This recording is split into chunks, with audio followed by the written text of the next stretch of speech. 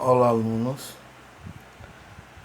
Na aula passada, nós vimos como transformar uma dízima periódica simples em uma fração irredutível.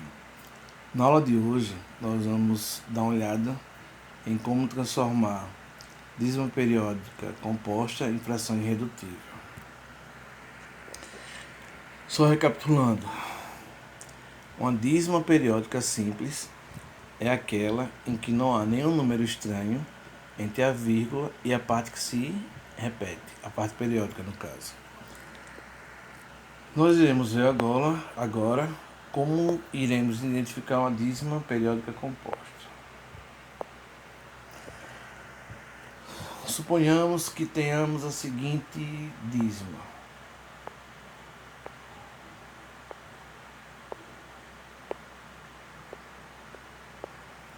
Então, no caso, nós temos a dízima 0,1222.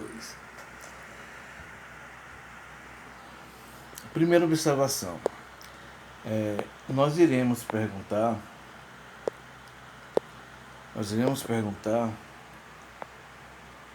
se há algum número estranho entre a vírgula e a parte que se repete. Certo? Primeiro passo é isso.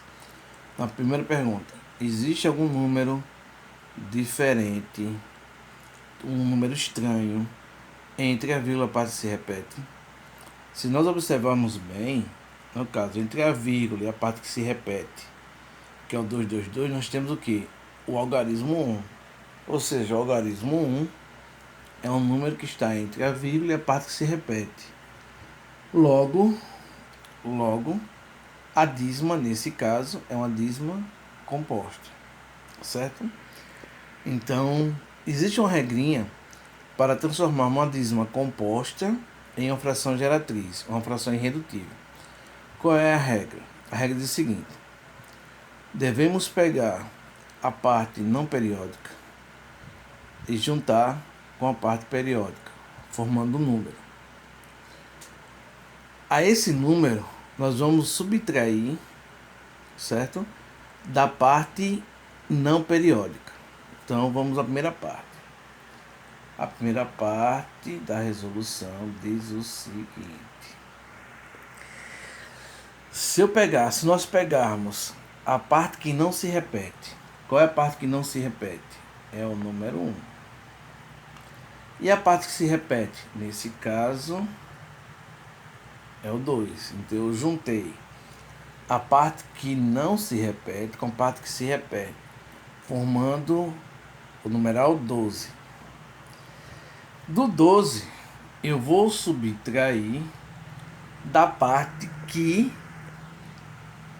não se repete. Qual é a parte que não se repete?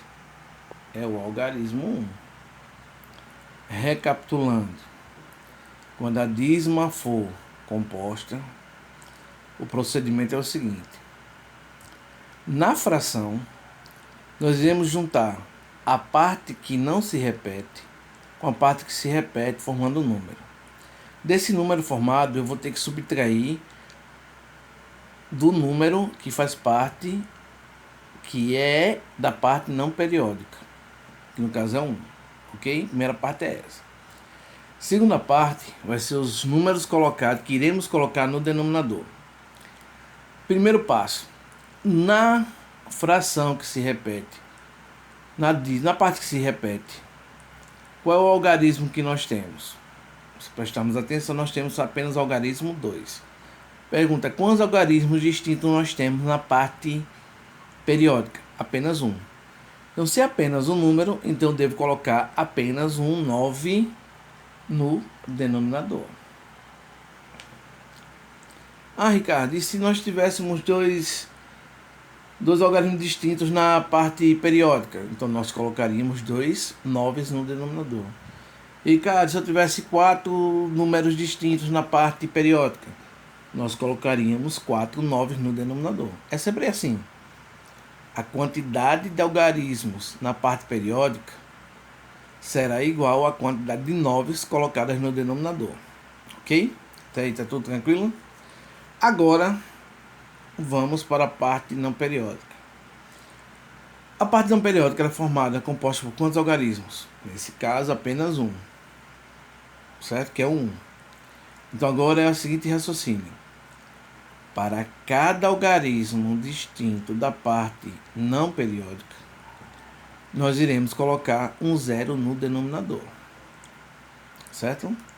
Se nós tivéssemos 2 algarismos na parte não periódica, nós iríamos colocar 2 zeros no denominador. Se nós tivéssemos 5 algarismos na parte não periódica, qual o procedimento? Iríamos colocar 5 algarismos, 5 zeros no denominador. Nesse caso da fração na letra A, o que vai acontecer? Quantos algarismos nós temos na parte não periódica? Nós temos apenas um algarismo, que é o algarismo 1. Ou seja, só se temos apenas um algarismo 1 na parte não periódica, então eu vou colocar apenas um zero no denominador. Ok? Então é dessa maneira que nós iremos fazer. Continuando aqui na resolução, nós vamos fazer 12 menos 1. Então nós vamos ter 11, certo? Sobre 90. Então 11 sobre 90 é a fração geratriz da dízima periódica composta 0,12222. É assim que é feita a resolução, ok? Vou dar mais um exemplo, certo? Para consolidar a aprendizagem, que é o seguinte. Vamos supor que a dízima fosse essa daqui. 0,12 13 13 13. Nesse caso, o procedimento é o mesmo. Primeiro passo. Devemos classificar a dízima em simples ou composta. Como é que eu diferencio? Qual é a minha parte periódica? 13. Pergunta é, entre a vírgula e a parte que se repete, existe algum número estranho? Sim, claro. O 12. Ou seja, se há um número diferente entre a parte que se repete e a vírgula, então a dízima será classificada como dízima periódica composta. Aí quando ela for classificada como dízima periódica composta, qual o procedimento que nós devemos fazer? Deveremos fazer o seguinte. Igualdade, fração.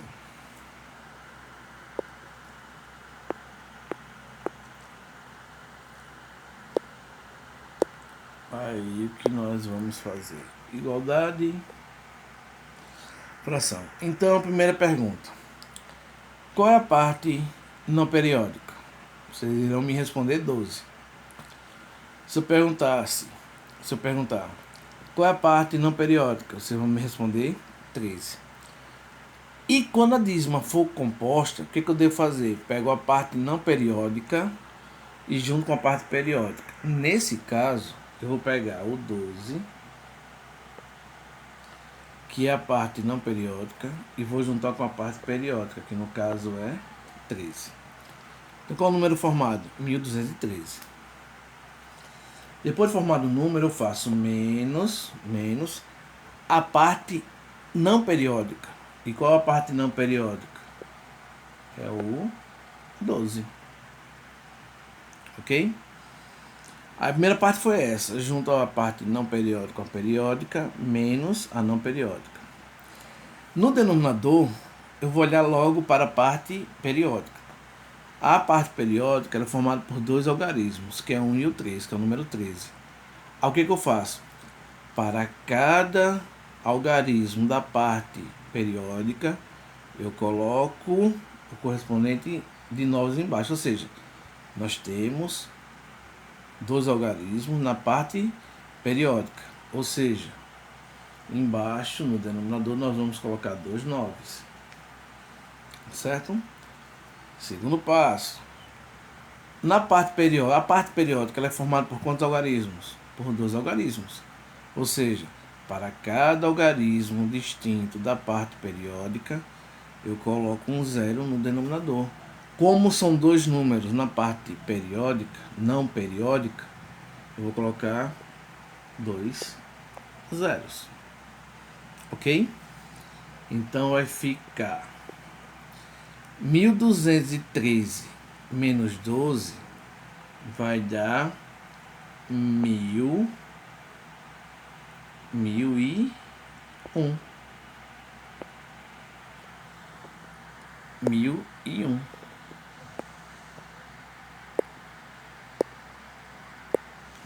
Nós vamos ter 1001 sobre 9.900.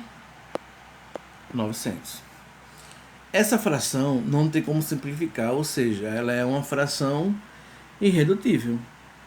Então, a dízima periódica composta 0, 12, 13, 13, 13, 13 vai nos fornecer a dízima, a fração geratriz 1001 sobre 9.900. Espero que vocês tenham gostado. Por favor, dê um feedback para mim sobre a aula e nos encontraremos na próxima. Um abraço.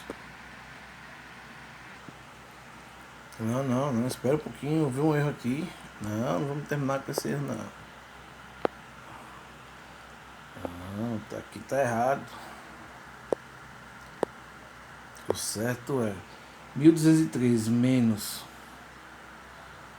12. Nós vamos ter 1201. Agora sim, agora está correto.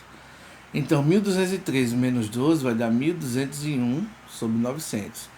Aí, nesse caso, a fração geratriz da dízima, nós temos 1201 sobre 990. Ou seja, a fração geratriz da dízima 0, 12, 13, 13, 13 é 1201 sobre 9.900. Agora sim, até a próxima.